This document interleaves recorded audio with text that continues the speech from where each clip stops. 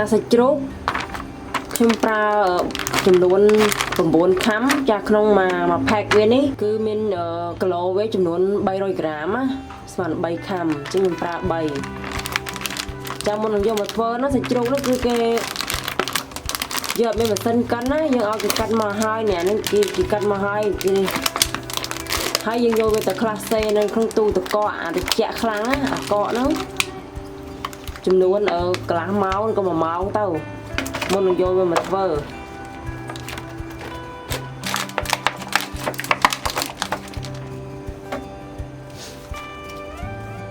ចាំបន្ទាប់មកខ្ញុំដាក់ស្ករចំនួន2ស្លាបព្រាបាយចាទឹកស៊ីអ៊ីវ3ស្លាបព្រាបាយចំណែកនេះចាម្សៅស៊ុបរ៉ូឌីឬក៏ម្សៅស៊ុបមាន់ខ្មែរយើងហ្នឹងមាន់ក៏បានជ្រូកក៏បានដាក់ពីលព្រាទៅចាំតបខ្ញុំមានខ្ទឹមចាខ្ទឹមដែលគេហាលគេកិនមាត់គេយកមកដាក់កំប៉ុងអញ្ចឹង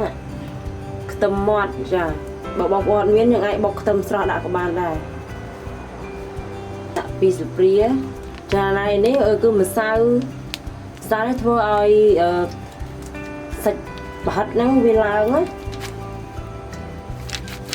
ដាក់2ស្លាបព្រាបាយទៅចំណែកនេះគឺម្សៅពោតបើបងប្អូនមានម្សៅពោតដល់ម្សៅឆាក៏បានដែរតែម្សៅពោតដើម្បីឲ្យវាស្អិតណាសាច់ជ្រូកហ្នឹងវាស្អិតជាប់គ្នាបានវាអាចធ្វើប្រហិតទៅវាឆ្ងាញ់តែម្សៅពោតនេះ3ស្លាបព្រាបាយចានេះគឺជាម្រេចម៉ត់បងប្អូនអត់មានម្រេចម៉ត់បុកសាច់ទេយើងអាចបុកខ្លួនឯងក៏បានចាម្រេចម៉ត់យើងអាចដាក់តាមចំណូលចិត្តនេះខ្ញុំដាក់2ស្លាបព្រាបាយបន្ទាប់មកយើងត្រៀមទឹកចាទឹកត្រជាក់ហើយយើងដាក់ទឹកកកចូលក្នុងទៅឲ្យវាត្រជាក់បានយូរត្រជាក់ខ្លាំងព្រោះប្រហិតនេះកាលណាយើងដាក់ទឹកត្រជាក់ទៅធ្វើឲ្យសាច់វាស្វិត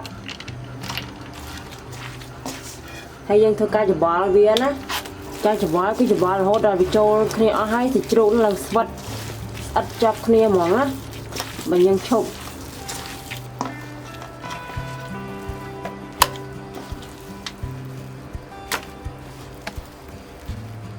ចានេះសាច់ជ្រូកដែលយើងច្របល់នឹងវាស្អិតជាប់គ្នាអញ្ចឹងនេះចាដល់ពេលយើងចានេះខ្ញុំប្រើរយៈពេលច្របល់25នាទីចាគឺច្របល់កុំឲ្យឈប់ណាគឺយើងច្បាយរហូតតែវាស្អិតចឹងចាបន្ទាប់មកខ្ញុំនឹងយកវាទៅដាក់នៅក្នុងទូទឹកកកចំនួន45នាទីទៀតទូទឹកកកកន្លែងឆុងត្រជាក់ខ្លាំងណាកន្លែងកកចានេះសាច់ជ្រូកដែលយើងយកទៅដាក់ក្លាសេទឹកកកទូត្រជាក់នឹងចំនួន45នាទីឥឡូវវាដល់ហើយណាចាត្រជាក់ខ្លាំងណាហើយយើងយកវាមកច្របល់ម្ដងទៀតណាច្បាយវាម្ដងទៀតរយៈពេល20នាទីចានេះក្រោយពេលយើងលោតបាន20នាទីទៀតណាចាអញ្ចឹងប៉ុណ្ណឹងវាស្អិតជាប់គ្នាទៀតហើយតែឥឡូវនៅវាអត់តាន់បានទេណាព្រោះអាហ្នឹងកាន់តែយើងដាក់ទូย็นដាក់ទៅទូទឹកកករយៈពេល1ម៉ោងទៀតណាបានយើងអាចយកមកស្ងោរវាបានធ្វើជាប្រហិតណាចាឥឡូវខ្ញុំយកវាទៅដាក់ទូទឹកកក1ម៉ោងក្រោយមកខ្ញុំបង្ហាញបងប្អូនម្ដងទៀតចានេះបងប្អូនបន្ទាប់ពី1ម៉ោងក្រោយមកដែលខ្ញុំយកដាក់ទូទឹកកកម្ដងទៀតហ្នឹងឥឡូវនេះវាបានហើយយើងច្របល់វារយៈពេល5នាទីទៀតទើបយើងអាចយកវាទៅស្ងោរទៅចម្អិនវាបានណាធ្វើឲ្យវាជារាងមូលដូចប្រហិតណាតែដោយសារវាត្រជាក់ពេកខ្ញុំប្រើវែកច្របល់ចានេះបន្ទាប់ពីយើងខ្ញុំច្របល់សាច់ជ្រូកប្រហិតសាច់ជ្រូកហ្នឹងសាច់ប្រហិតហ្នឹងចំនួន5នាទីហើយចាឲ្យបានប៉ុណ្ណឹងណាហើយយើងដាំទឹកទុកចាដាំទឹកទុកនេះឲ្យពុះហើយយើងបន្ថយភ្លើងវាព្រោះកាលណាយើងស្ងោរយើងដាក់ភ្លើងតិចទៅពេលយើងច្បាយវាជារាងមូលហើយចាំយើងបន្ថែមភ្លើង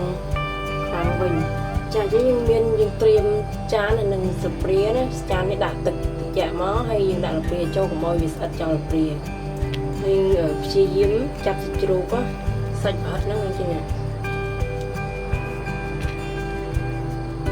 จะบาดเวลาเมาเอาเรียงโมจัง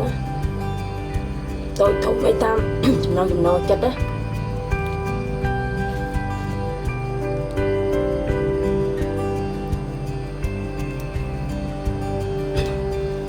chào bông bốn lâu ní bật tại nhung thơ mà nó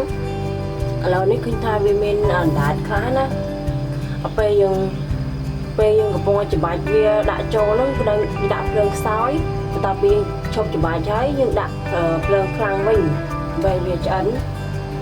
cho nên việc chọc đam đạt lang màu nó cứ bên đây thì việc chấn này hay dân tiêm từ từ chẹ cho nên từ từ chẹ nó những đặt từ cọ cho nó làm bao nhiêu xong về đặt cho không từ từ chẹ là đơn giản nhưng xong về lang máu chạm hạt sạch chụp điệp rồi đó vốn cho nên sạch không vía cho cái chân này ló đó chắc xong một con phone phong đã tạm đàn từ sna ra với tôi bọn anh nhóm tham một phone subscribe phong đã để tụi bạn video thay chỉ bên tao bên tạp tiết